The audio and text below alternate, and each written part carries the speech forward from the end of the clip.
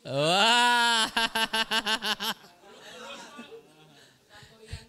Kemarin pas lewat sana ada orang ngaspal kena sprayer.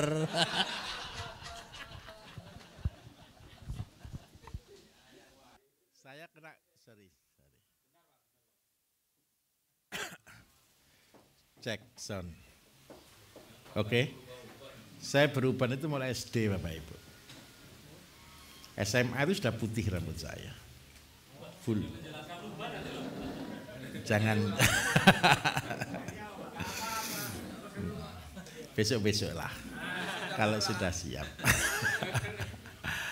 Oke, saya akan lanjutkan dulu pertanyaan 1, 2, 3, 4, 5, 6, 7. Cukup di 7 ini ya nanti ya. Oke, nanti Bapak Ibu yang masih menginap di sini, yang masih perjalanan besok, kan masih ada waktu nanti kita ngobrol di ruang makan gitu ya. Tenang saja. Oke, mari Bapak, mic-nya. Kita prioritaskan yang pulang hari ini. Mari Pak. Saya langsung saja Pak tanya tentang epilepsi Pak. Epilepsi. Ya, dari segala sudut nih Pak. Baik. Dan satunya mengenai perubahan dari kimia ke organik untuk tanaman yang sudah kita jalankan dengan sistem kimia itu gimana tuh Pak? Untuk baik kimia. Bapak. Oke. Cek sound. Bapak Ibu, untuk epilepsi. Nanti ketika Bapak Ibu sudah bisa membuat beras organik sendiri, insya Allah epilepsi selesai. Jadi kasus-kasus, minta maaf ya, anak-anak hari ini banyak hiperaktif. Yang paling parah banyak yang tidak bisa fokus. Betul atau tidak? Ya kalau saya ngomong ini pasti saya diprotes banyak orang, tapi saya harus mengatakan jujur. Saya katakan jujur ya. Dari semua makanan bayi yang diberikan, mana yang paling dominan di sana? Susu formula. Kita kan tidak pernah tahu isi susu formula. Saya juga tidak bisa ngejas karena salah susu formula tidak. Tapi menurut saya anak itu minimal di 0 sampai 6 bulan. Bagaimanapun ASI lebih baik daripada sapi. Itu rumus. Dan kalau anak dari kecil senengan sudah minumnya susu sapi, nanti kalau disuruh mau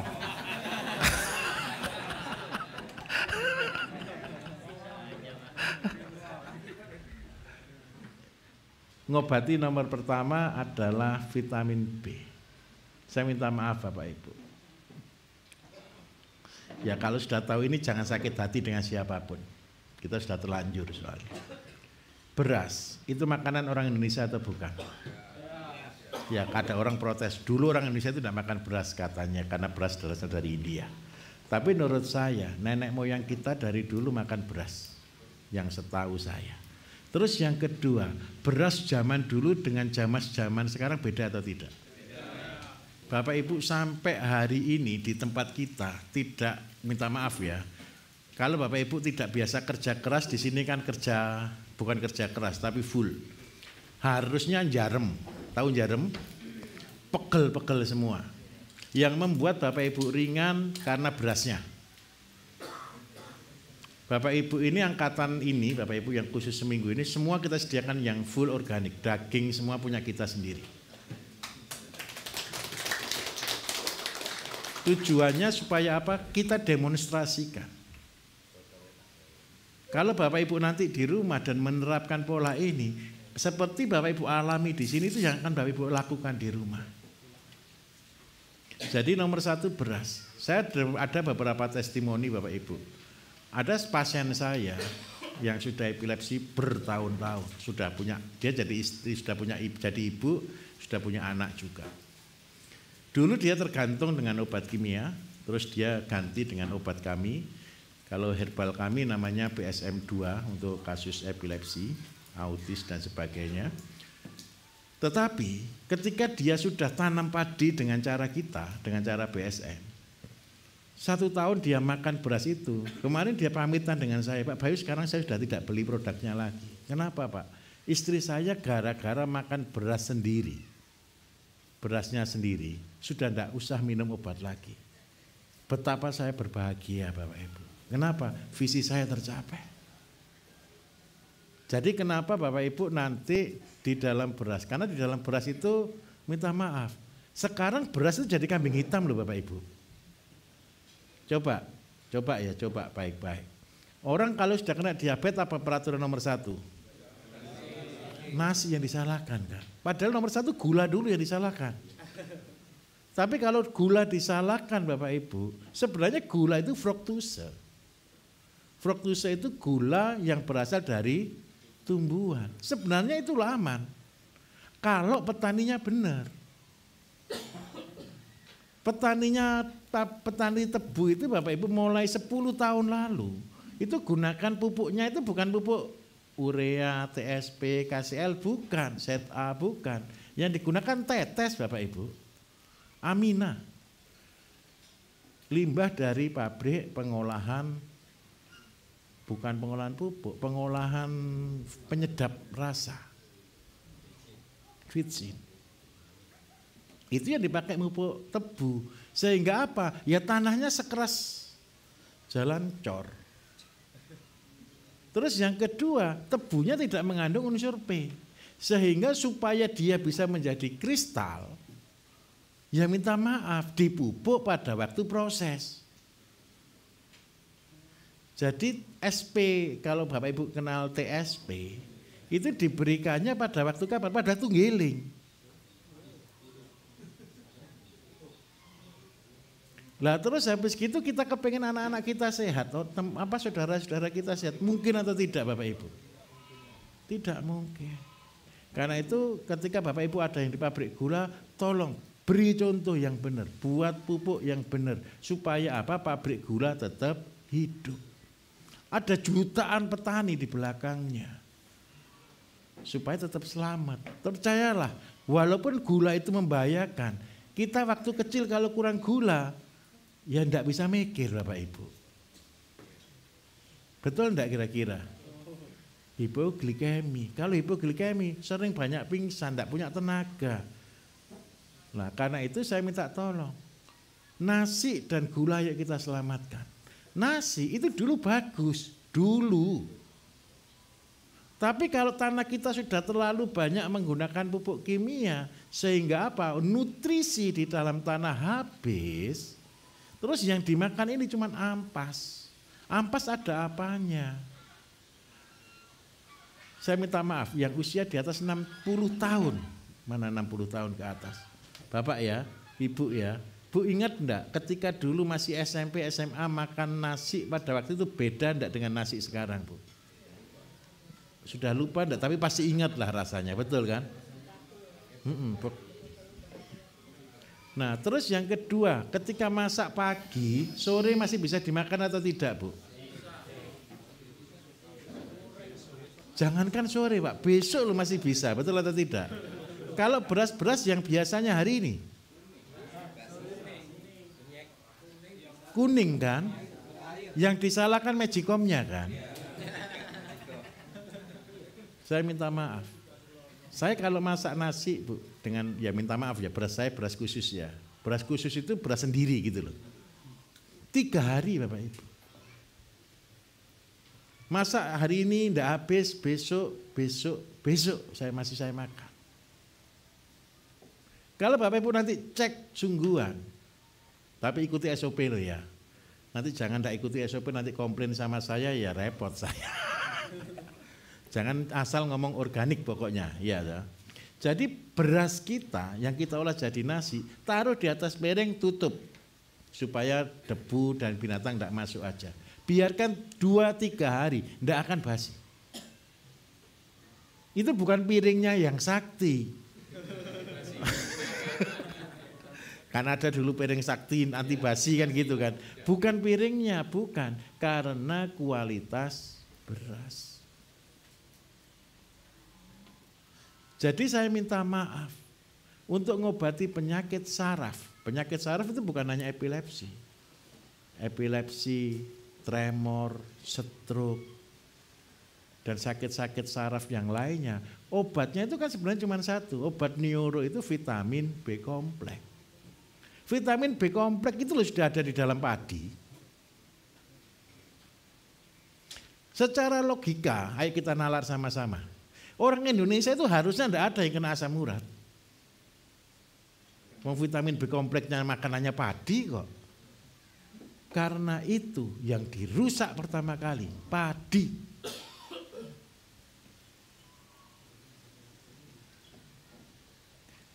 Hasilnya apa Bapak Ibu? Panen penyakit. Kalau sumber makanan utama, bangsa kita itu makannya kan, utama kan beras kan. Lah kalau nasi ini Bapak Ibu digantikan bisa atau tidak? Kan tidak bisa, karena itulah akan menjadi sumber penyakit terbesar. Supaya selamat ya berasnya dirubah. Tadi saya sudah dapat beberapa testimoni. Bapak Ibu di sini hampir 1 minggu, saya yakin 100%. Bapak Ibu akan menjadi lebih bugar, lebih fresh, lebih sehat. Hanya dari makanan. Nah, tujuan kita memang demokan itu. Supaya apa?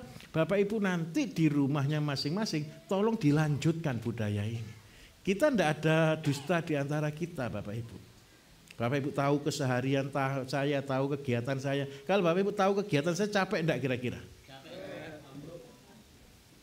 Alhamdulillah, lebih dari 10 tahun saya melakukan kegiatan ini dan tidak ada tanggal merah.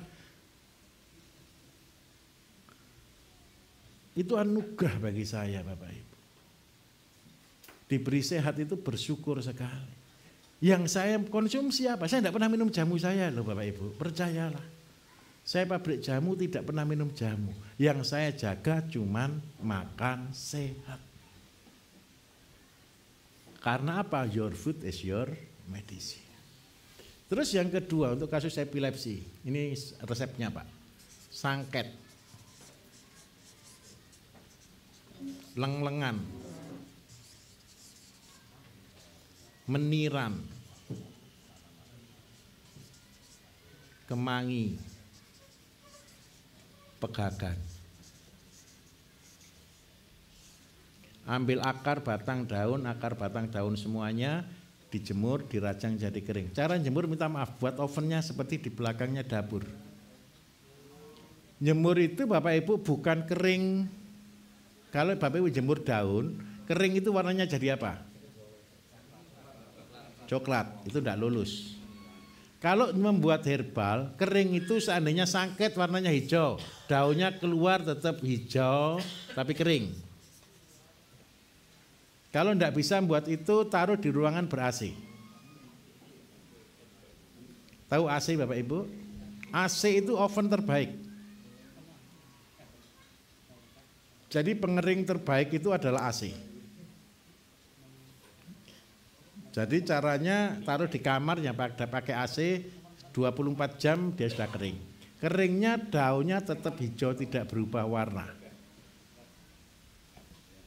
Sangket ya nanti ada di internet semua Bapak Ibu ya. Sangket, leng-lengan, meniran, kemangi, pegagan. Kalau seandainya kesulitan cari ini, kalau terpaksa ya saya tidak senang jualan memang sebenarnya. BSM 2. Ya terpaksa. Kalau nanti alasan di kota, Pak saya tidak bisa dapat, ya sudah beli saja BSM 2 sudah.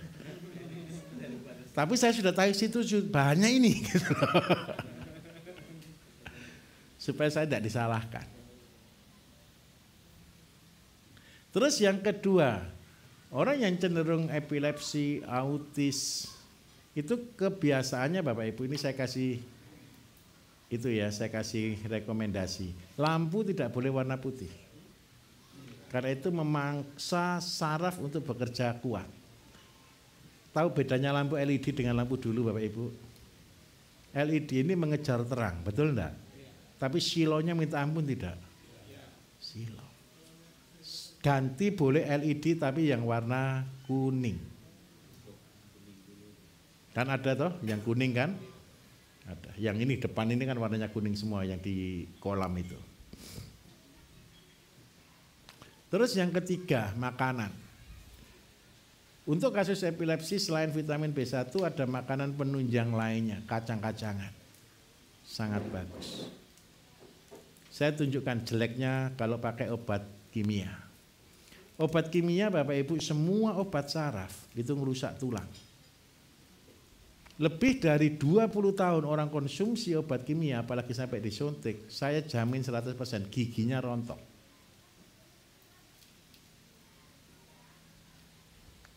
Dan sakit obatnya.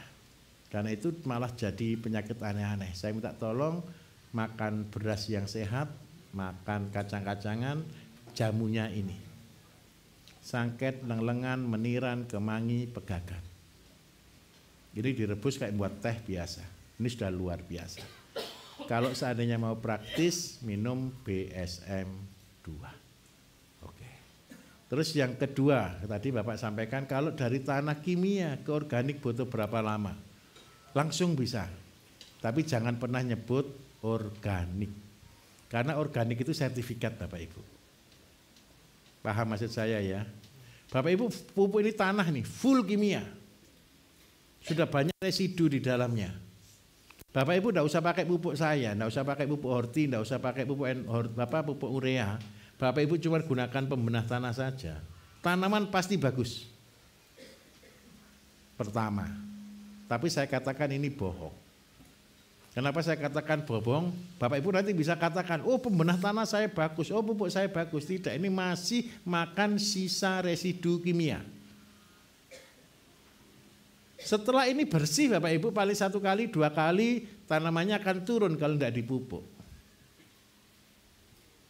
Nah, ketika Bapak Ibu gunakan pupuk organik, pertama terus langsung dikasih ini bagusnya terus bertahap, akhirnya nanti Bapak Ibu ini jaminan dari saya.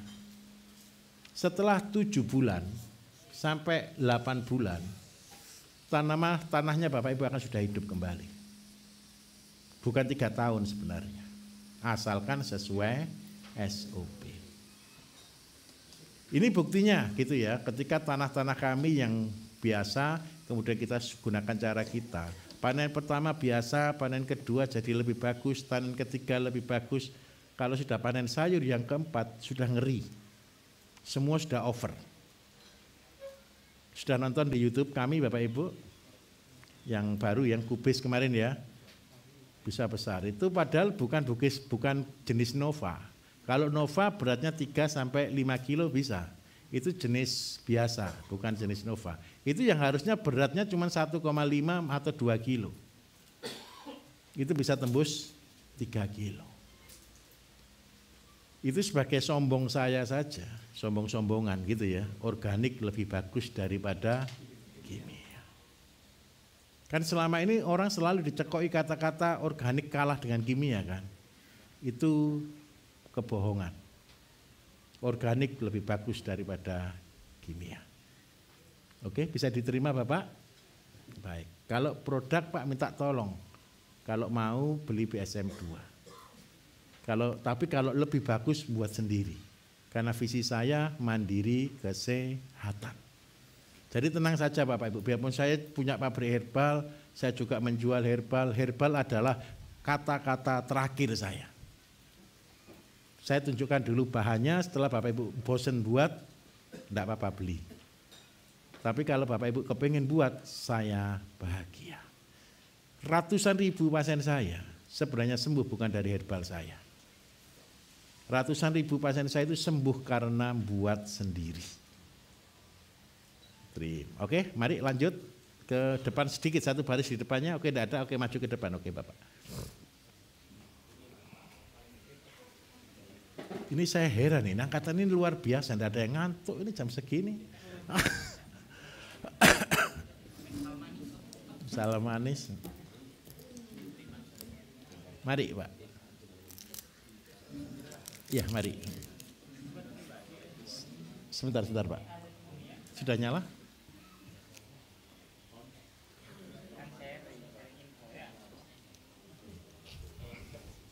Bismillah, Masya Allah. Alhamdulillah bisa berhadir di acara ini Pak.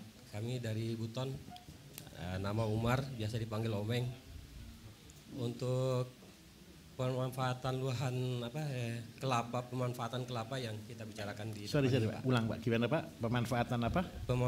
Pemanfaatan kelapa. Kelapa. Nah, buah, sabut atau apanya? Buahnya Pak. Wah, buah kelapa banyak manfaatnya Pak. Maksudnya dari buah sampai sabut. Akar. Nah, Oke, baik. Di sana kan kelapa itu melimpah tapi sampai saat ini tidak diolah gitu Pak. Kita waktu masih tahun 80-an 90 itu masih ada, kita lihat bisa dikirim kopra keluar, tapi sekarang sudah tidak pernah lagi nampak kopra-kopra dikirim itu. Begitu juga lahan bekas tambang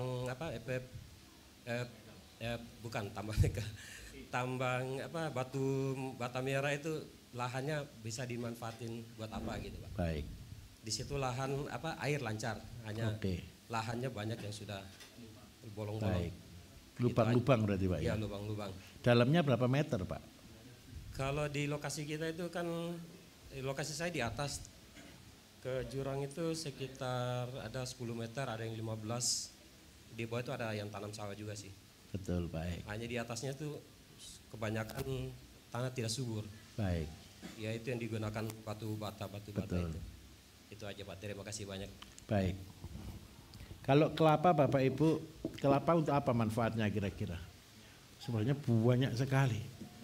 Nomor 1 Pak, kalau boleh produksilah minyak Pak. Ini enaknya minyak dari kelapa tidak perlu izin Pak.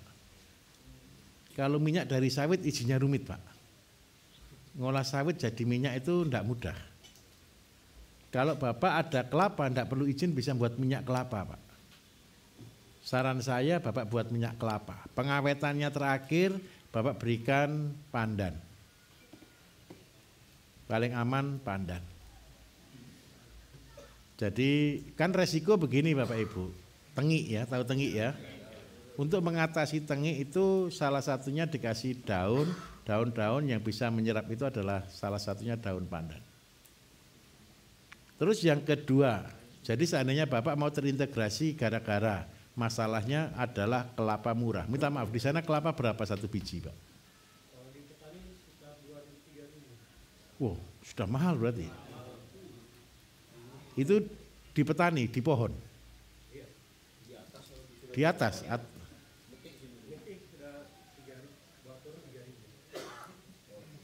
Sudah di bawah 3.000 ya?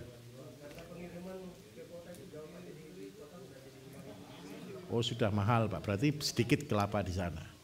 Kalau di sini Bapak Ibu, kelapa di Banyuwangi ini di petani itu di pohon ya, harga 2.500. Kalau sudah turun jadi 3.500. Kalau sudah, ya itu sudah di pengepul, sudah di daerah sini. Tetapi kalau Bapak punya kelapa yang murah, kalau kelapa harga segitu dipakai kopra pasti tidak masuk Pak. Karena harganya terlalu tinggi. Tapi kalau seandainya Bapak mau mengolah terintegrasi kelapa, nomor 1 buat minyak. Minyak ada ampasnya, namanya, tahu yang di atas kalau bakar digoreng itu Bapak Ibu? Ya blondo ya. Blondo itu untuk nutrisi. Ya kalendo, boleh. Nutrisi. Nutrisi ini untuk apa? Nutrisi yang sebagai vicinnya ternak. Karena baunya kan menggoda. Enak, dimakan juga enak, tapi jangan banyak-banyak Pak. Kolesterol tinggi. Terus yang kedua, gara-gara kita punya blondo, kita punya minyak, sebelum minyak ini kita kan punya ampas. Ampas untuk pakan. Terus sebelum dari kelapa kan kita musyak batok, betul ya? Batok, sabut. Nah, sabut Bapak Ibu untuk KCL. Cara buatnya sabut kelapa tinggal direndam air laut. Sabut kelapa direndam air laut biarkan 2 bulan. Sabutnya jadi media tanam, airnya jadi KCL cair. Gratis atau beli kira-kira kalau begini? Sudah gratis. Laut dekat Pak ya? Dekat, oke. Terus yang berikutnya batok. Batok diolah jadi apa? Jadi arang. Nah, Bapak Ibu akhirnya punya, anggaplah arang, punya sabut, sabut ini jadi media tanam, tinggal tambah kompos. Sudah jadi media tanam bagus. Arang terbaik adalah batok kelapa. Dia disebut sebagai arang aktif. Arang aktif itu pembunuh virus, pembunuh bakteri, dan pembunuh jamur. Sebenarnya Bapak Ibu, minta maaf ya, kalau sudah tahu teori integrated farming kayak gini, tinggal di hutan betul enggak bisa hidup enggak kira-kira? Berarti ketika saya ngomong taruh saya di hutan 3 tahun tetap jadi miliarder, bisa atau tidak kira-kira? Bisa. Jadi apapun masalahnya kalau kita terintegrasi selesai semuanya. Gara-gara saya punya pakan, gara-gara cuman ampas, saya kasih ayam, ayamnya pasti gemuk-gemuk walaupun berlemak. Terus pendapatan harian saya jualan minyak yang utama. Paham ya? Minyak ini jadi penghasilan utama Pak, yang lain-lain jadi bonus. Jadi gara-gara ini punya media ini bisa tanam apapun, medianya apapun. Kalau boleh tanamlah tanaman-tanaman horti. Kalau sudah ada kelapa dengan K tinggi, kira-kira apa yang kita harapkan? Tanam apa? Yang mahal-mahal boleh, cabai, semangka, melon, tomat, tanam di situ. Cabai paling mahal enggak Pak di Butuan Pak? Satu kantong kecil, 1 on atau 1/4 kilo, kecil gini aja, oke. Sedikit aja, betul.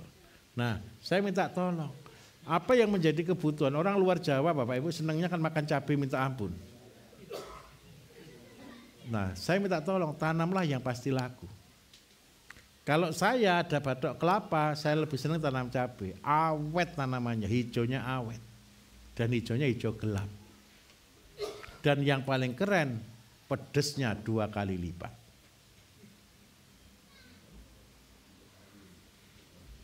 Terus yang berikutnya lagi Bapak Ibu, air kelapanya ada enggak ini berarti?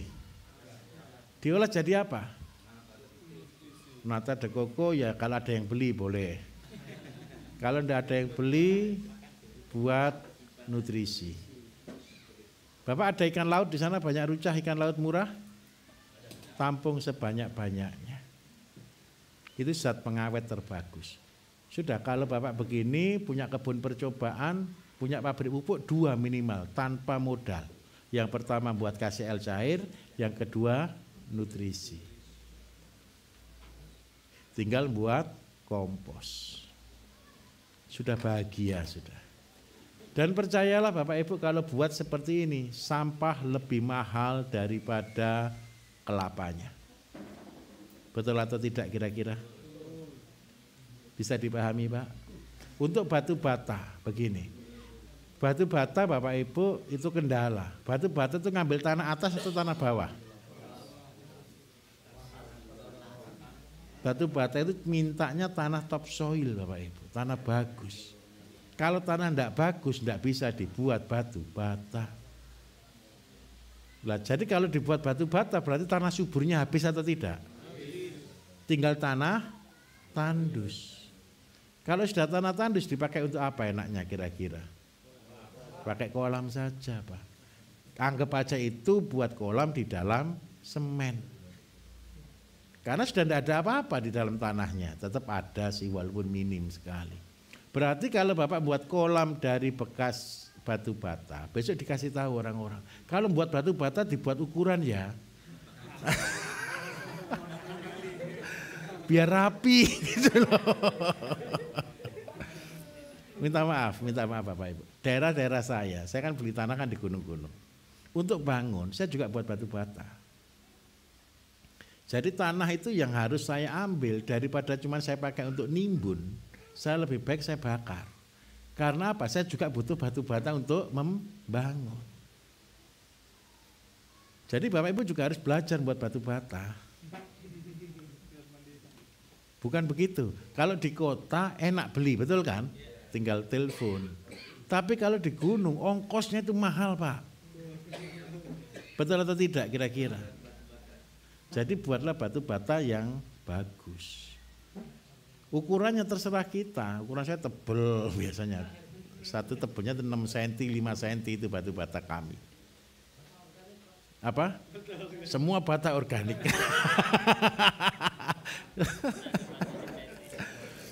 Jadi Pak, pesan saya cuma satu, kalau buat batu bata dibuat kolam. Jadi kalau dibuat kolam, tolong dibuat rapi. Kemudian yang kedua, karena ini batu bata, berarti tanahnya tandus, supaya airnya bisa bagus, berarti perlu dikasih mikroba. Mikrobanya kemarin dari mana kalau kolam yang seperti ini? Dari rumen sapi. Bapak kasih rumen sapi dengan dosis 1 karung per 100 meter. Tujuannya supaya untuk pengembangan bakteri awal. Ketika bakteri sudah mulai tumbuh, nanti tanahnya ini akan jadi subur kembali juga beberapa waktu kemudian. Saran saya gunakan untuk ikan, apalagi airnya mengalir Pak, bahagia. Sudah. Nah kalau sudah punya kolam ini Pak, ampasnya kelapa tadi tolong nggak usah dikasihkan ke ayam Pak. Kasih campur azola, kasih ke ikan. Tenang kok, ikan juga makan ampas kelapa Bapak Ibu. Ada ikan makan ampas kelapa enggak?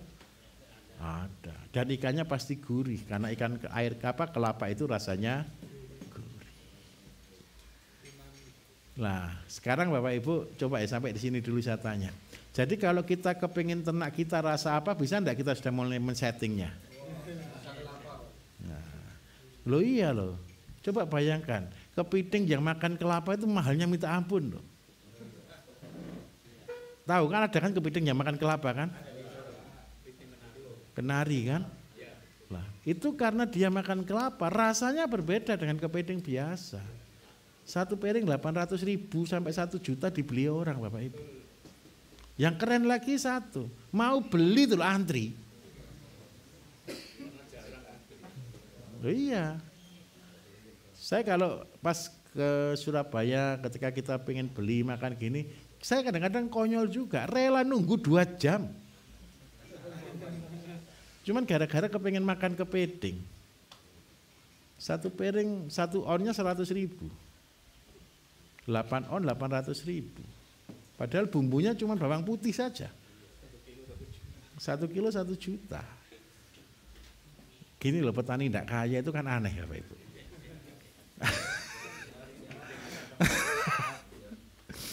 Oke Bapak, baik. Ayo lagi sebelahnya, mari iya oke Bapak.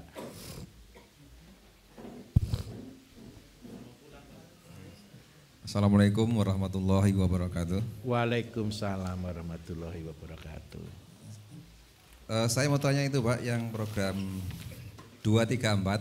Di Samsu baik. Kebetulan saya ada lahan sekitar nggak nyampe 1 hektar, yang 8.000 meternya itu lahan basah dari padi palawija. Baik. Yang 2.000 meternya itu kering, baik. jadi palawija terus. Baik. Dan ada ayam 20 ekor sama 3 jantan. Untuk kolaborasi ayam dengan sapi iya. Mohon dijelaskan lagi Pak. Baik. Sama kebutuhan jagungnya itu kan selama 1 tahun. Gimana Pak? Kebutuhan jagung kan cuma setahun sekali itu Pak. Iya baik. Oke, makasih Pak. Begini Bapak Ibu, kalau kita konsepnya Jisamsu 234, ini kalau kita full sapi saja itu hanya makan jerami. Terus yang kedua, kalau seandainya ayam tidak makan jagung bagaimana?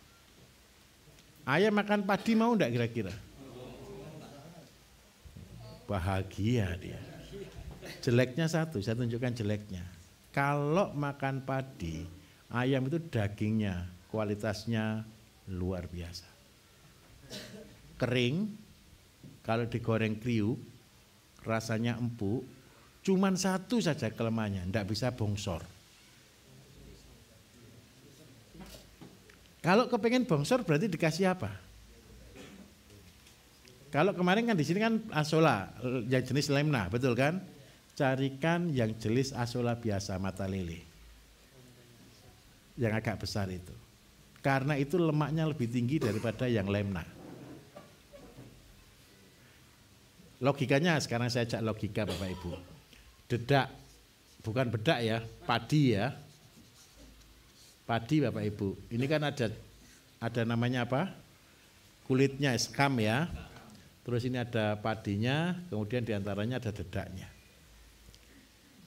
Yang menjadi karbohidrat kan bulir dalam.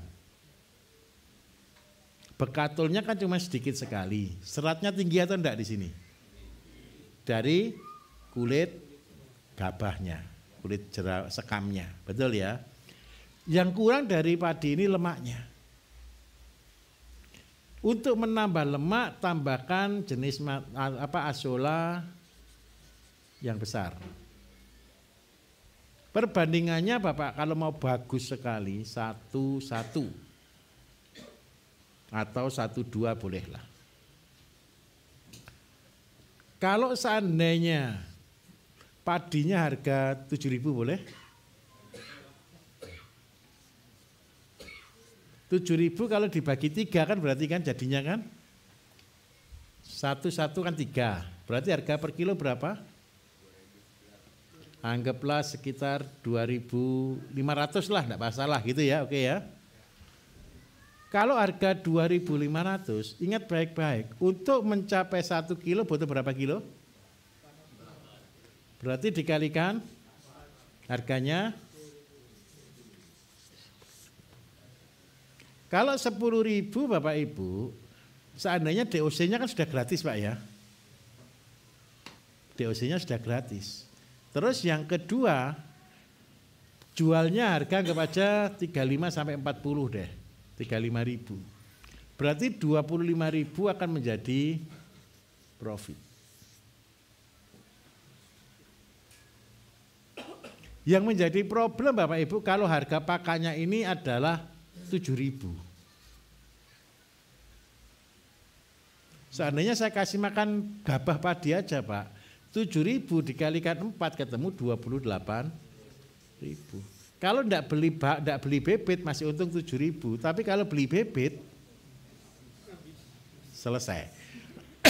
Betul enggak kira-kira? Karena itu kemandiriannya dari azola, syukur-syukur padinya kan punya sendiri. Nah terus yang kedua, padi apa yang diberikan sebenarnya? Ketika merontok padi Bapak Ibu ada enggak yang namanya gabuk? Gabuk itu tidak dimakan enggak sama ayam? Dimakan. Tetap dimakan. Gabuk itu enggak semua kosong loh Bapak Ibu. Gabuk itu begini, ada isi 1/4, ada isi separuh begitu. Yang keren lagi satu. Ini saya kasih trik.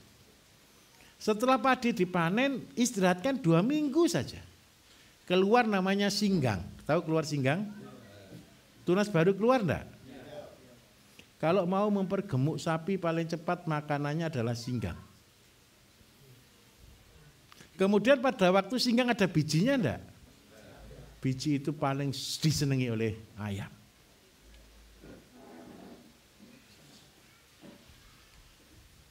Bisa dipahami di sini?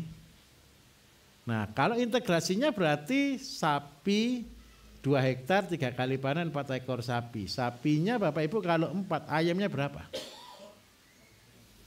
400. 400 itu induk loh Bapak Ibu.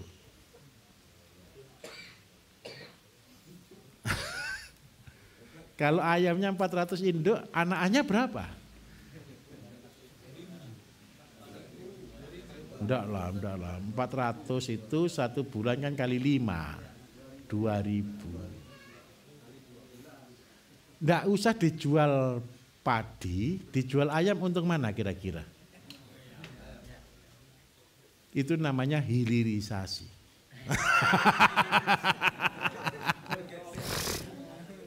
Bukan promosi, itu yang dimaksud hilirisasi. Tidak berjual bahan baku, dijual bahan jadi. Lebih hilirisasi lagi, dijual di atas piring.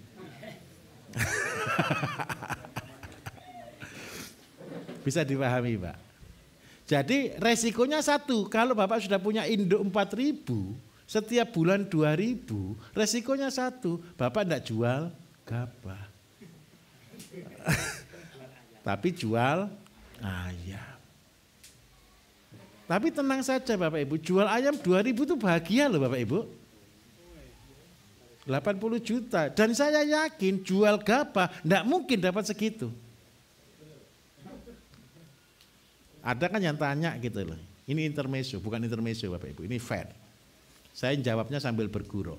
Pak Bambang kan tanya ke saya gara-gara saya ngonten tentang Azolla. Ayo kita hitung sama-sama. 8 meter persegi keluar 1 kilo per hari, oke? 2 kali 4, betul ya?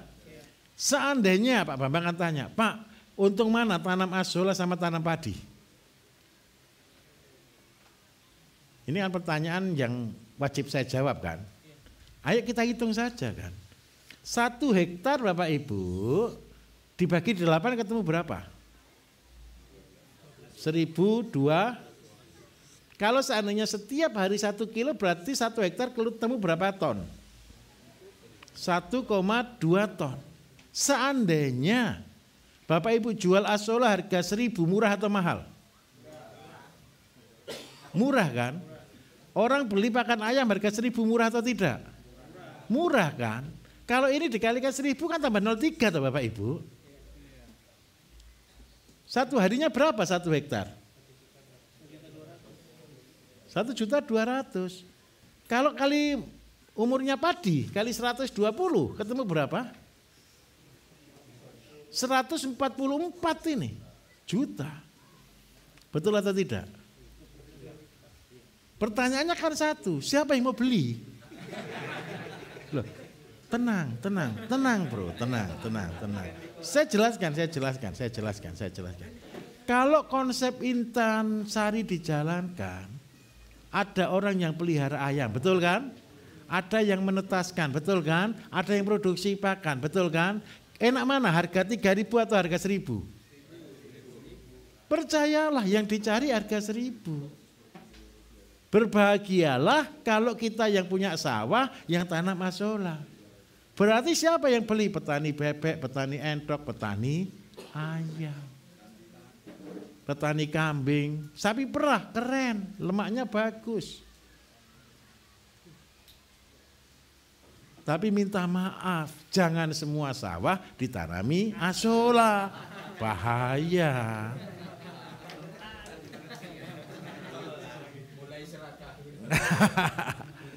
Nah, kita tanam Azolla itu hanya secukupnya.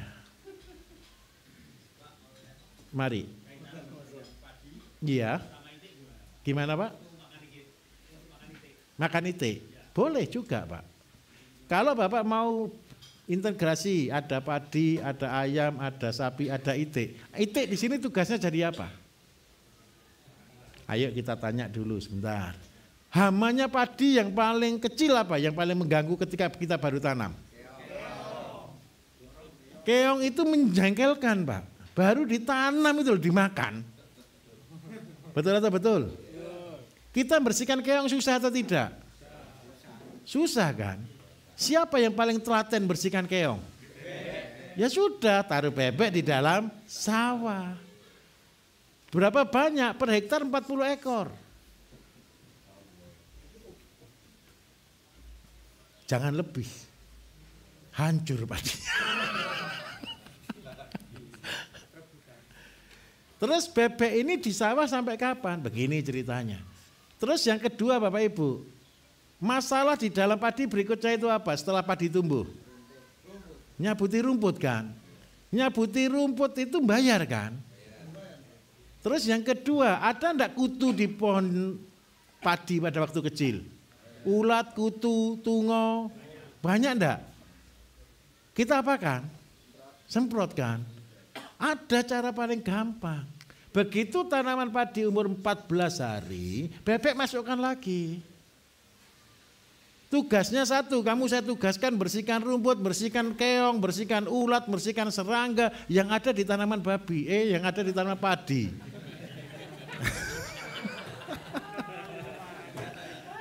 Akhirnya Bapak Ibu percayalah, padinya diinjek-injek enggak? Roboh enggak padinya? Roboh Pak sebagian, tapi percayalah, dia tumbuh lagi. Pak Bambang pernah ngonten namanya pruning. Dan itu kan jadi masalah, betul kan? Kalau Bapak Ibu memang menyakitkan loh. Padi sudah tumbuh mau bagus-bagus diinjek-injek sama bebek. Yang keren satu, bebek itu tidak pernah makan daunnya padi. Yang dimakan bebek itu wereng, ulat dan lain-lain di dalam padi. Biarkan bebek di sini jadi penjaga dan membersihkan rumput. Sampai kapan? Berumur 30 hari. Setelah 30 hari jangan dibiarkan bebek di situ. Nanti kalau dia sudah mau persiapan buah, habis. Tolong harus dipindah. Nah, akhirnya apa? Setelah 30 hari tanaman sudah tinggi atau belum? Rumput tumbuh atau tidak? Sudah tidak ada. Betapa hebatnya alam diciptakan. Tapi jangan banyak-banyak loh, 1 hektar cukup 40 saja. Kalau 1 hektar diisi 1000 habis.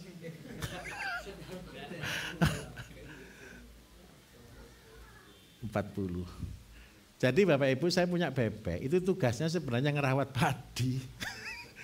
Kalau sekarang saya tugaskan apa? Membersihkan keong di kolam cacing. Percayalah dia tukang bersih-bersih paling handal. Kita tidak usah gaji, makaninya sedikit. Orang pelit. Loh jangan habis Pak. Karena itu harus dipagar, dilarang masuk. Kalau dia masuk ke kolam cacing, wassalam.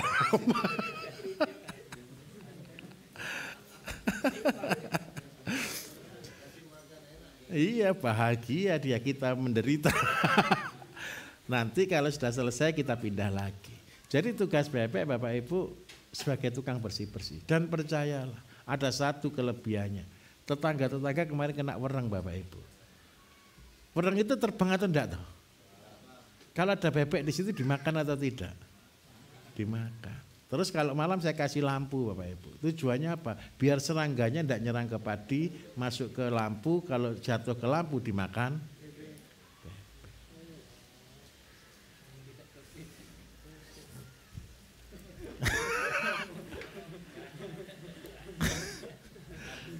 Betul atau betul?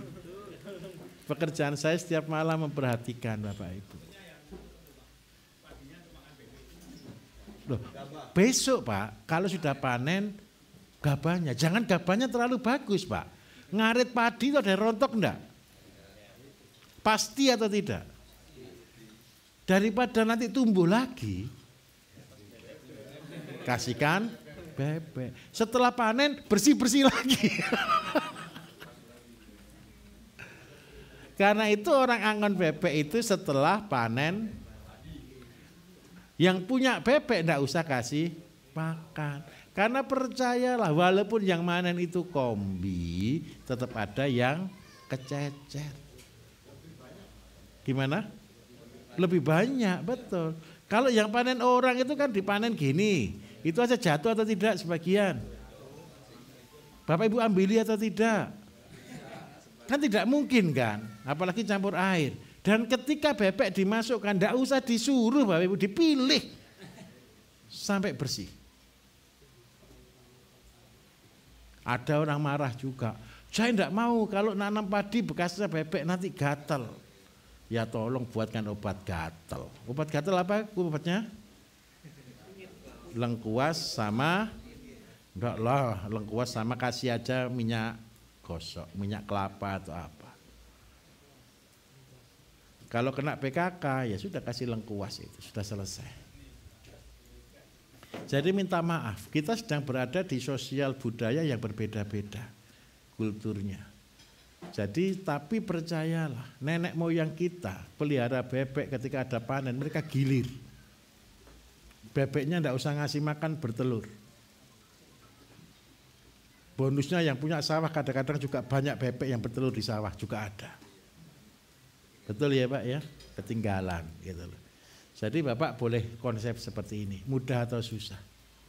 Begini, konsep ini Bapak Ibu, seandainya desa ada konsep seperti ini, jadi ekowisata enggak kira-kira? Anak kecil-kecil bahagia enggak? Budaya ini sudah hilang enggak kira-kira dari bangsa kita? Sudah hampir hilang. Ayo kita budayakan, namanya ekosistem. Bukan raja hutan, siapa yang berkuasa dia yang menang, tapi saling menguntungkan. Itu kita bangun dari anak-anak, supaya apa? Mereka tidak saling merugikan, tapi mereka saling menguntungkan. Win-win solution. Bisa diterima Pak? Mudah atau susah? Saya senang kalau petani bilang mudah gitu walaupun belum dilakukan. Tapi gini loh Pak, coba ya, kalau sudah tua besok, sekarang juga masih muda kan? Ya, masih muda. Coba bayangkan ya, kita punya sawah, kita punya kolam, kita punya bebek, melihat itu semua, nggak usah nonton TV, nggak usah nonton berita, senyum-senyum sendiri, bahagia gitu kan. Dan itulah manusia. Jadi itu yang saya definisikan sebagai orang kaya Bapak Ibu. Jam berapa kira-kira? 11? 19, masih cukup lama. Ayo kita selesaikan yang sebelah sini lagi. Oh Bapak juga, oke mari Pak. Oh, masih kurang ya? Sebelum pulang.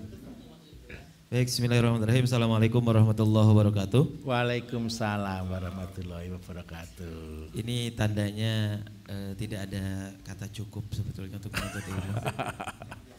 Jadi pertama kalau ditanya apa tujuan kita datang ke tempat ini, pasti semua punya mindset berbeda-beda ya. Dan ketika datang ke tempat ini, alhamdulillah mindset kita sudah berubah. Dan kita diajarkan bahwa sebentar Pak, baterainya habis.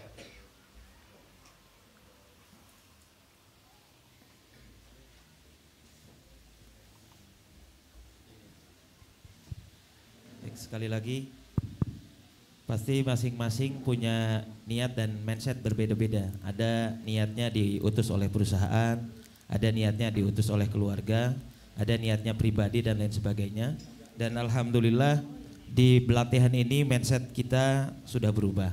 Bahkan kita gerakan dalam sebuah lagu tadi bahwa aku mau jadi petani, aku bangga jadi petani karena aku cinta Indonesia, Indonesia aku jaya sentosa. Ini juga terima kasih, saya yakin semuanya sama hatinya. Amin. Buktinya saya yang sudah ngobrol panjang lebar malam-malam sampai diajak ke beberapa program di BSM ini apa ya? Karena memang ini panutan itu penting ya. Pak Bayu mengajarkan saya secara pribadi dan kita semua bahwa bukan hanya omongan dan ide saja, tetapi beliau ternyata mengatakan harus ada pengamatan, harus ada kontrol. Saya diajak sampai ke sana, bahkan yang membetulkan air yang tidak mengalir itu beliau. Tanpa membangunkan timnya, ini juga hal yang perlu kita catat, karena pulang dari sini bukan berarti kita nanti nyuruh-nyuruh orang, tetapi kita pun harus melaksanakan. Nah, saya ingin menegaskan lagi di pelatihan ini bahwa ada teori gara-gara. Saya datang ke tempat ini gara-gara saya kerja di PT Arutmin Indonesia. Gara-gara saya juga punya program pertanian di PT Arutmin Indonesia dalam program pengembangan dan pemberdayaan masyarakat. Di situ ada 8 program dari mulai pendidikan, kesehatan, pendapatan real, ekonomi, sosial budaya, infrastruktur, kemudian juga ada lingkungan dan kelembagaan. Di situ juga ada pendapatan real. Kami di Oktober ada pembuatan RKAB yang akan dipresentasikan ke Kementerian SDM. Kami punya 9 desa lingkar tambang. Kemudian ada program yang unggulan kami, keramba jaring apung tetapi di danau pasca tambang yang luasnya 70 hektar. Kedalaman 100 meter dan sekarang sudah berjalan programnya. Ikan nila di sana dan sudah mendapatkan penghargaan dari pihak luar. Kemudian juga ada sentra PPM Kasturi, di sana ada rumah tahfiz, kemudian ada pelatihan-pelatihan dan alhamdulillah kurang lebih 1.300-an orang sudah mengikuti pelatihan kami. Kemudian ada Agrina Agrofrener Indonesia yang dinaungi oleh program Antasari, yaitu program pertanian terpadu desa mandiri. Saya berpikir kemarin ini dari mana ilmunya. Sekalinya tahun lalu pimpinan kami adalah gurunya Pak Bayu. Oh, pantesan namanya menjadi Antasari, ini enggak jauh dari Intansari. Kemudian di Antasari ini ada dua, ada program pasca tambang dan kemudian kemasyarakatan. Pasca tambang itu menurut aturan harus mengembalikan fungsi alam dan fungsi sosial. Termasuk yang kelompok Banjarmasin tadi, nanam duren dan segala macam itu ingin mengembalikan fungsi alam. Dan fungsi sosialnya ini saya tanda tanya dan alhamdulillah sudah dapat masukan malam-malam oleh beliau. Ada ide-ide dan program-program tambahan. Nah, kemudian duplikasi dari program itu gara-gara saya ikut pelatihan ini juga alhamdulillah dapat inspirasi untuk mengembangkan program Antanuri, yaitu program pertanian terpadu Nur Hidayah berbagi ini masyarakat dan Majelis Nur Hidayah di Kalimantan Selatan. Kemudian Antanuri alhamdulillah dapat kepercayaan dari Desa Gunung Besar, Kecamatan Simpang 4, Kabupaten Tanah Bumbu. Kebetulan kepala desanya adalah teman SMP kalau tidak salah dari Pak Bayu. Ini ada kami diamanahkan kelompok ketahanan pangan Desa Gunung Besar. Nah, yang jadi masalah kami kemarin malam saya sudah sampaikan ke beliau, nilai ekonomis program Keramba Jaring Apung, kemudian program sentra capra atau kambing yang tadinya 14 sekarang udah 60 atau 70. Kemudian bebek petelur yang ada 1000 ekor sekarang ini alhamdulillah sudah terpecahkan. Nah, namun ada yang perlu ditanyakan Pak Bayu, informasi pagi tadi dari tim Antanuri. Kami ini di Antanuri ada 1 hektar tepatnya di depan majelis kami. Itu kami sudah ada tanaman harian. Harian untuk Nur Hidayah berkebun, kemudian ada untuk kelompok ketapang 9 bedeng, ukurannya ada 15x20, itu alhamdulillah betul kata Pak Bayu itu menjadi penghasilan kami harian. Nah kemudian ada saung Antanuri di belakangnya, setelah ini kami akan buat kandang sesuai konsep Pak Bayu, kandang ayam, kemudian jagung juga sudah kami aplikasikan, bahkan sebelum ke sini ayamnya sekarang sudah diberikan pakan fermentasi dari bayam afkir yang tidak bisa dijual ke pasar. Betul. Kemudian di belakang itu ada kita tanam semangka 1000 bibit ya. Betul. Dan kita sudah punya masalahnya embung yang kita buat ternyata airnya sudah mulai surut. Karena hujannya ternyata kalah dengan hujan yang di sini. Tidak ada hujan. Kemudian yang selanjutnya kalau nanti buah semangka itu sudah dipanen, daunnya apakah bisa dimanfaatkan atau tidak? Baik. Itu Pak. Terakhir, untuk mengatasi ada lalat. Kalau kita sudah mupuk, lalat itu kan datang ke perumahan tuh Pak. Betul. Mungkin mohon izin bisa diberikan bimbingannya. Dan terakhir, nanti sebelum penutupan, kami harapkan Pak Bayu bukan hanya mengangkat kami sebagai anak dan murid, tetapi nanti mungkin ada 1 kalimat dari Pak Bayu, ilmu Pak Bayu yang disampaikan baik langsung di pelatihan ini ataupun di YouTube, nanti diakatkan kepada kami. Misalkan nanti saya serahkan atau ijazahkan dan kami nanti sama-sama mengucapkan terima. Terima kasih, mudah-mudahan kami menjadi murid Pak Bayu yang baik dan menjadikan bagian sejarah untuk membangun pertanian Indonesia yang lebih baik. Terima kasih. Assalamualaikum warahmatullahi wabarakatuh. Waalaikumsalam warahmatullahi wabarakatuh. Ini semua murid baik-baik semua. Ini sudah luar biasa ya Bapak Ibu ya. Saya jujur terus terang begini loh. Kalau yang dikirim, pelatihan dikirim itu Pak Bambang mesti ngasih ban serep Bapak Ibu. Kenapa kok begitu? Biasanya yang dikirim itu kurang niat. Betul atau tidak kira-kira? Betul gitu. Karena itu saya siapkan. Tapi saya bersyukur sekali. Angkatan kemarin yang dikirim kelompok tani 18 orang. Kenalan aja lo enggak mau. Dia ada terpotak gitu. Tapi ya bersyukur sekali hari pertama akhirnya mulai terbuka dan terakhir full bertanya semua. Berarti program sudah masuk. Dan saya harapkan satu Bapak Ibu, saya terima kasih banyak, ini kan kadang-kadang kan banyak utusan-utusan.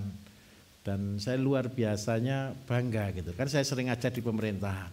Ngajar di pemerintah itu kita yang ngajar sampai capek Bapak Ibu. Hasilnya nol. Bener atau benar?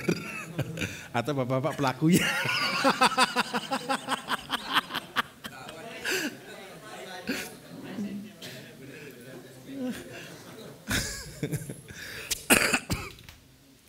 Karena itu saya betul-betul berterima kasih. Masih banyak kita lakukan semuanya. Saya sarankan satu Bapak Ibu. Ketika buat kolam itu ada 2 syaratnya. Kalau punya tanah yang kering wajib buat kolam. Jadi kalau tanahnya sudah bilang, Pak tanah saya tak ada hujan, wajib buat kolam.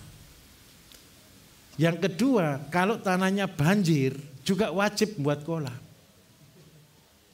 Kalau di tengah-tengahnya ada air mengalir tidak wajib buat kolam. Saya ulangi ya, kalau tanahnya kering sekali dan tidak ada irigasi wajib buat kolam. Karena apa? Sudah tidak ada air. Kalau tidak ada air tidak bisa bertani. Kalau tidak buat kolam tidak akan dapat air. Yang kedua, tanah yang banjir wajib buat kolam. Kenapa kok tanah yang banjir wajib buat kolam? Kalau tanah yang banjir jangan ditanami, buatlah kolam. Paham maksud saya di sini? Kalau Bapak Ibu ngeluh, Pak tanah saya ini selalu banjir, terus mau ditanami apa? Ini pertanyaan benar atau salah? Saya ulangi. Pak tanah saya ini di paling bawah, kalau hujan kering, kalau kemarau kering, kalau hujan banjir. Terus enaknya ditanami apa? Lah tanah banjir kok mau ditanami? Nah, kalau sudah tahu banjir berarti harus dibuat kolam. Supaya apa? Bertani itu bukan hanya bertani loh Bapak Ibu. Pelihara ikan ini juga termasuk bertani enggak kira-kira di Indonesia? Petani. Karena itu petani kan penyangga tatanan ekonomi Indonesia. Nah, kalau dibuatkan kolam, memang bedanya satu. Kalau yang kering itu kan di atas, yang bawah yang dibuat kolam juga dan di atas dibuat kolam. Itu sebenarnya keseimbangan Bapak Ibu. Ini ke depan kami buat teori Bapak Ibu menangkap air dari udara. Saya dulu enggak bisa jawab. Bapak Ibu pernah naik gunung? Di gunung itu ada air atau enggak? Susah, betul kan? Tapi kenapa di bawah ada air? Katanya orang kan air mengalir dari gunung, kan gitu kan? Padahal di gunung loh enggak ada airnya. Alasan paling banyak karena kan ditahan di akar. Betul enggak? Pada waktu hujan air itu ditahan di akar. Berarti kalau cuma ditahan di akar, sebentar aja habis enggak airnya? Tapi namanya sumber air selalu habis atau lama habisnya? Cuman mengecil aja kan? Setelah saya teliti Bapak Ibu, ini baru kemarin setelah saya beli tanah yang di Telomoyo. Ternyata air itu datangnya dari embun, salah satunya. Gunung Batu kan? Di Gunung Batu itu ternyata ada embun. Embun itu menetes Bapak Ibu. Dan mengalir. Siapa pernah naik sepeda motor malam-malam? Ada? Parkir sepeda motor di luar aja. Terus joknya basah atau tidak? Air dari mana? Kenapa kok bisa ada airnya?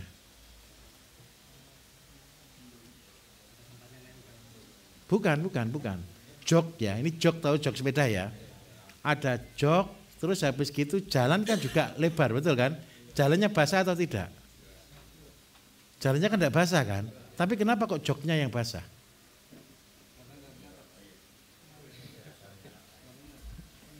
Tidak tahu Pak, sudah Pak. Apa? Kalau malam, betul. Nah, ternyata begini. Kenapa itu bisa panas, bisa ada air? Karena habis Bapak Ibu dudui. Habis Bapak Ibu dudui panas atau enggak? Terus embun itu kan gas, betul kan? Ketika dia kena di situ dia jadi mengkeluar air. Jadi ini trik, saya kasih rahasia. Kalau Bapak Ibu punya tanah di gunung dan kepingin dapat embun, berarti dikasih panas sedikit dia akan mencair. Nah ini konsep yang sedang saya bangun. Ayo bantu mikir siapa yang mau. Enggak, karena apa? Karena ini kita butuhkan Bapak Ibu. Nah Mas saya minta tolong ya, ayo buat kolamnya gitu ya. Kemarin sudah saya sarankan kalau boleh dalam kolam yang dalam sekali 6 meter gitu.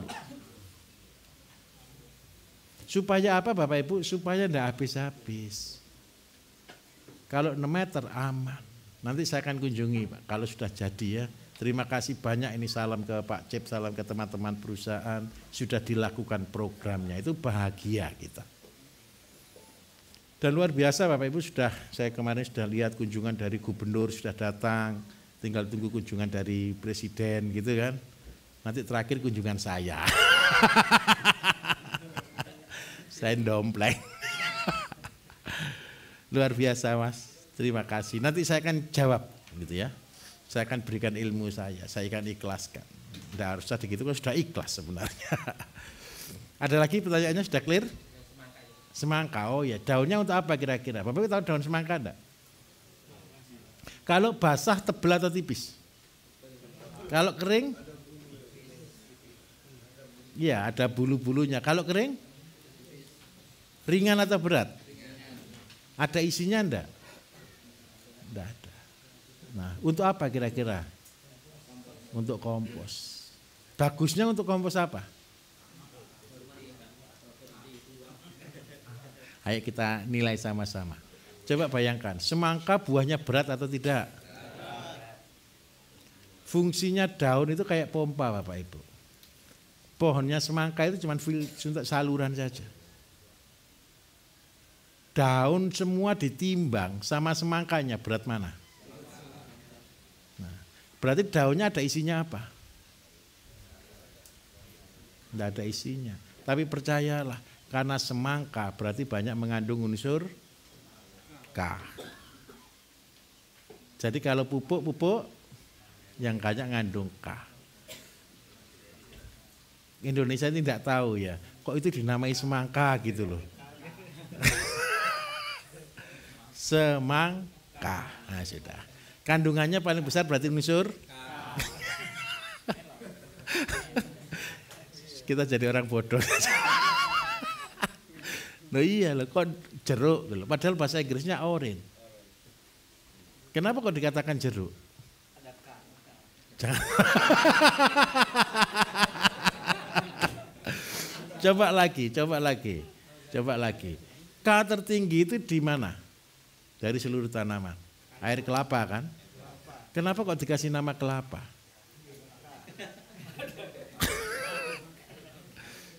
Saya yang heran sampai hari ini satu. Siapa yang buat bahasa Indonesia itu? Kok pas gitu? Ngepas no atau masa dia membuat nama itu harus diriset dulu. Tapi saya betul-betul dari situ Bapak, betul-betul menghargai bahasa Indonesia itu bahasa yang luar biasa. Sampai keluar loh kata-kata saya kan begini kan ada di YouTube kan. Unsur yang mengandung K adalah cari tanaman yang ada unsur K-nya gitu loh. Karena apa? Dari bermacam-macam yang saya lihat, yang saya amati, ya memang sih ada yang tidak ada unsur K-nya juga banyak unsur K. Tapi yang paling banyak yang ada K-nya itu pasti benar. Contoh, yang buah kecil, kersen kalau kita nyebutnya. Kalau Bapak Ibu tempatnya apa namanya? Kersen, kismis gitu kan. Cherry gitu kan. Nah, talok gitu ya. Tetap ada K-nya kan. Itu kan pusatnya kandungan K. Makanya betapa hebatnya nenek moyang kita memberi nama. Karena itu kita harus bangga jadi bangsa Indonesia. Kita lebih jauh loh dari bahasa Inggris. Loh iya Bapak Ibu. Kita ini lengkap bahasa kita itu, jos pokoknya. Bisa diterima ya? Jadi unsur apa? K. Kalau untuk lalat, nomor 1, terus terang ini kendala. Kalau mau ternak Bapak Ibu, ternak yang disenangi lalat tapi yang dimakan juga lalat. Namanya bebek. Bebek itu menangkap lalat terhebat. Kalau tidak percaya Bapak Ibu lalat lewat di depannya, set. Set gitu dia. Tapi minta tolong ya, jangan ngobati lalat di dekat bebek, bebeknya akan mati juga. Karena lalatnya yang terbang ke bebek kan lemah, dimakani terus bebeknya pasti mati. Terus yang kedua, gini Bapak Ibu, obat semprot lalat itu akan pengundang lalat katanya. Semakin disemprot semakin banyak lalat. Karena ketergantungan, itu hebatnya bisnis. Jadi kalau yang paling aman kasih lem. Kalau secara herbal yang bisa untuk bukan membunuh ya, untuk mengusir, lalat itu tidak suka dengan bau wangi. Tapi kan biayanya mahal. Ya, di parfum ya. Nah, kalau ada yang bau, lalat justru datang. Karena itu untuk mengatasi lalat, terus terang bagi saya paling murah lem. Lem lalat. Kalau yang kedua, kemangi tetap didatangi lalat. Yang kedua, kalau paling aman peliharalah bebek. Lah kalau malam Bapak Ibu, lalat itu senang tidur di mana? Senang tidur di tempat yang dingin. Itu lalat. Di kabel yang berwarna hitam, dekatkan dengan kandang bebek, biar dia dimakani bebek kalau malam. Percayalah, kalau lalat Bapak Ibu lihat, carilah kabel yang berwarna hitam, daun yang gelap, yang dingin, di situ lalat pasti tinggal kalau malam hari. Wah, ini pengamatannya kalah dengan saya ini ya. Harus kita lebih banyak jadi pengangguran dulu ini ceritanya. Gimana?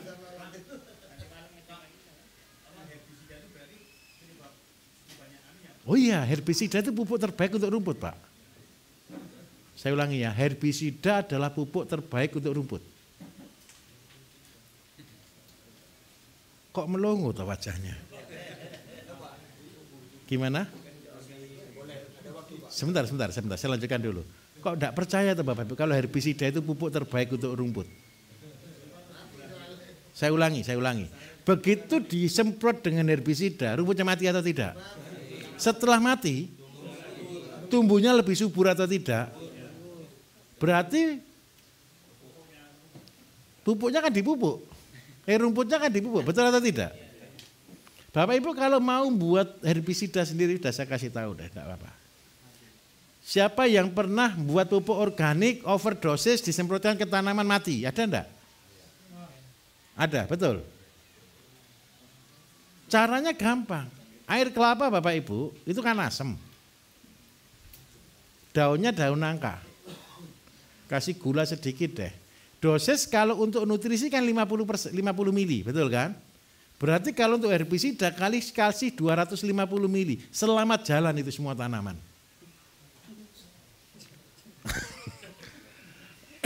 Dengan dosis tinggi. Bukan daun nangka, daun mangga. Daun mangga 20% sama air kelapa. Itu untuk membunuh alang-alang, membunuh rumput. Semua mangga jenis apapun. Gimana? Diproses seperti buat nutrisi, 14 hari sudah jadi. Nah, kasih gula sedikit ya biar lebih mujarab. Dosisnya 250 per tangki. Gula pasir biasa Pak.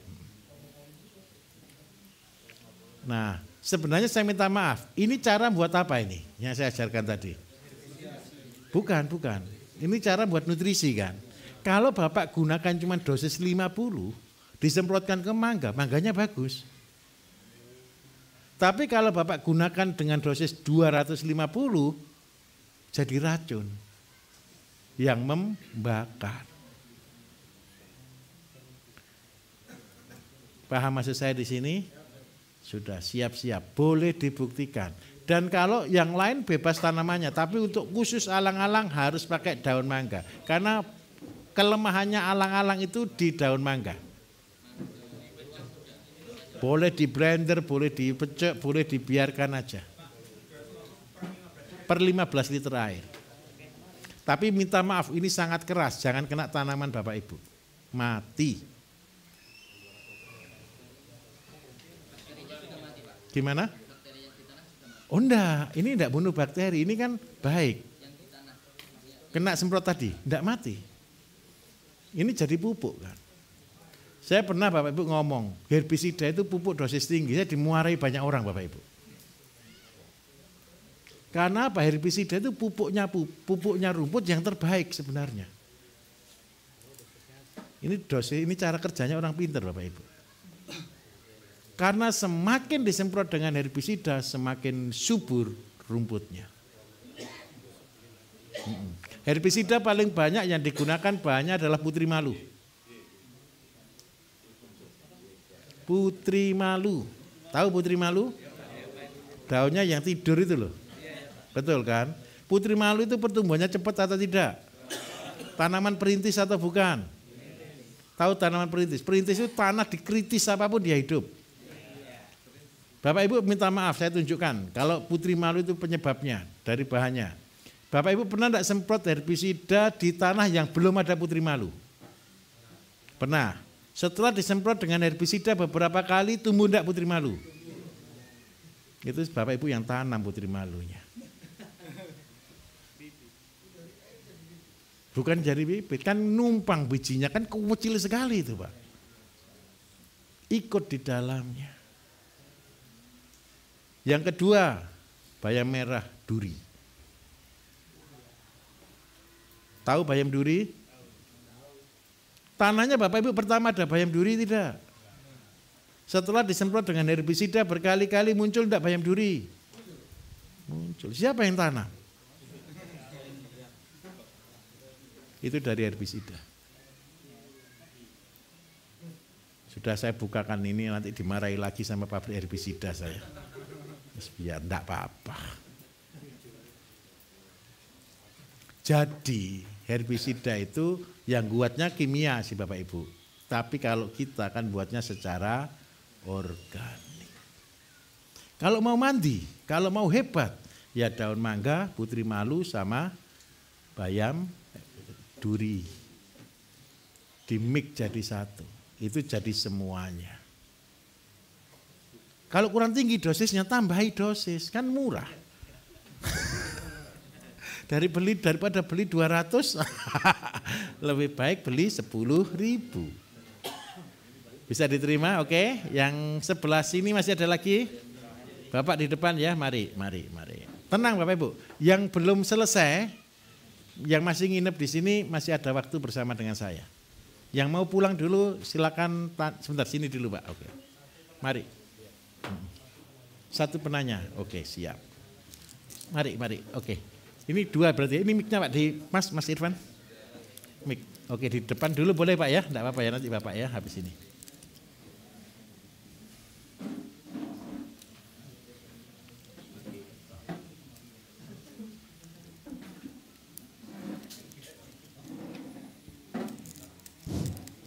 Terima kasih Pak Bayu dan mohon maaf kepada kawan-kawan yang lain. Khawatir mengganggu, tetapi kami ingin mengaji lebih jauh lagi tentang kelapa, Pak. Baik, Pak. Tujuannya adalah agar semakin tinggi penghargaan kami ini dan teman-teman terhadap kelapa. Baik, Pak. Terus kemudian berkaitan dengan kelapa ini, di awal pemerintahan SBY dulu pernah ada isu tentang bioenergi, kan, Pak? Iya.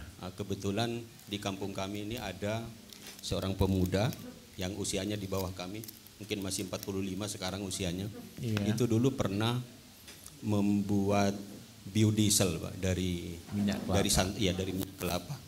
Dan kemudian menurut beliau itu sudah B100. Baik. Terus kemudian diuji coba dengan mobil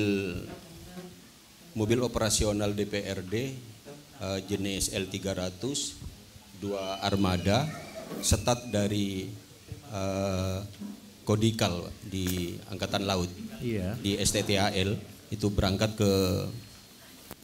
ke markas besar Mabes di Jakarta. Terus kemudian satu armada milik STTAL sendiri dengan tetap menggunakan solar. Terus kemudian begitu nyampe di Jakarta dicek, ternyata 2 armada yang menggunakan biodiesel ini lebih bersih, lebih dingin, Pak. Terus kemudian sangat berbeda. Terus yang kedua uji cobanya itu di satu unit tank di mana? Di Sumberwaru, Pak. Di Marinir. Baik. Dan itu juga ternyata bisa dipercaya gitu loh, Pak. Cuma beliau tidak menjelaskan atau karena saya juga nggak mampu menyerap, memahaminya. Cuma buktinya seperti itu. Terus yang kedua, dan itu tidak berlanjut karena persoalan regulasi, Pak. Terus kemudian menjelang COVID kemarin, beliau juga membuat arang batok kelapa itu, Pak. Iya, terus kemudian dengan asap cairnya, dan itu diaplikasikan untuk tanaman padi. Alasannya untuk melindungi. Terus kemudian menurut begitu kami baca di mana di jurnal internasional itu, bahwa dari asap cair itu juga mengandung yang namanya dexamethasone. Iya. Betul, Pak ya. Terus kemudian karena kemudian ini muncullah yang namanya wabah virus COVID kemarin itu. Iya. Dan bersamaan juga muncul dengan ramuan yang dari Pak Bayu yang kami dengar di radio-radio itu. Iya. Beliau kemudian tidak sabar kalau ini menunggu hasil panen dari padi yang ditanam kayaknya lama untuk mengantisipasinya, sehingga beliau mengekstrak kembali sampai 5 kali proses. Itu katanya baru bisa untuk dikonsumsi langsung lewat minum. Betul. Jadi seperti itu, dan produknya kami bawa, Pak. Tapi kami ingin mengajinya, Pak. Baik. Jadi seperti itu, kalau berkenan jadi kami tunjukkan. Terima kasih. Bapak Ibu, begini. Asap cair itu akan menjadi sesuatu yang luar biasa. Jadi dari batok kelapa ketika kita proses menjadi arang, asapnya yang kita tampung. Asap cair itu untuk pertanian, Bapak Ibu, luar biasa. Itu adalah perekat pertanian terbaik. Asap cair. Tahu asap cair? Pernah Bapak Ibu bakar-bakar terus berjalan di depannya asap? Baunya hilang atau enggak? Nempelnya di mana? Baju dan rambut. Betul kan? Nempel di baju dan rambut. Tujuannya apa? Itu adalah perekat terbaik. Jadi perekat pertanian, Bapak Ibu, kalau boleh ketika sudah buat arang sekam, arang gatok, lah Bapak Ibu bisa tampung itu sebagai apa? Lem pertanian. Itu adalah paling dasar. Buat lem pertanian, perekat pertanian. Kalau tidak ada perekat pertanian, biasa kalau saya nyampaikan digunakan deterjen atau sabun cuci piring. Sabun cuci piring itu berasal dari apa, Bapak Ibu? Lemak.